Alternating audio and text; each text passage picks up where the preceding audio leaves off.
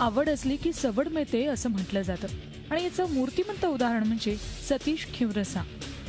दुचाकी आणि त्याही व्हिंटेज प्रकारातील जमवण्याचा खिवरसा यांचा छंद आहे. खिवरसा यांच्या या छंदाची सुरुवात झाली यामाहाच्या RX-100 या गाडीपासून.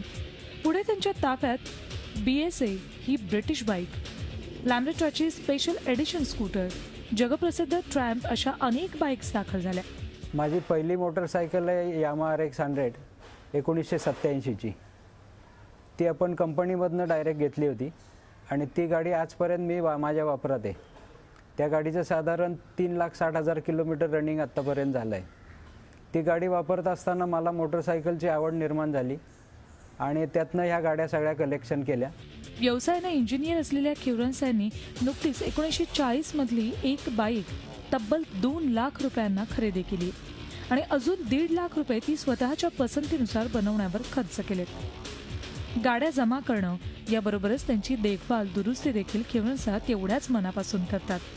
त्यामुळेच 50 वर्ष जुन्या गाड्या देखील चकाचक दिसतात. या गाड्यांचं मेंटेनन्ससाठी माझ्याकडे सय्यद म्हणून मेकॅनिक आहे.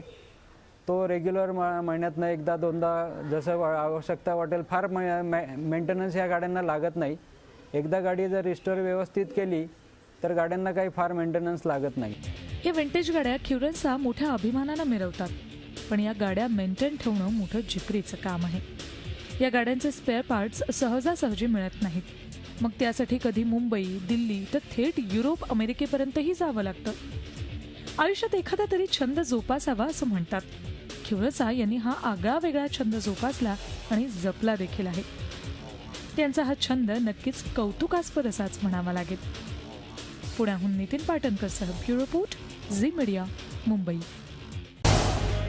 झी 24 तास रहा एक पाऊल पुढे.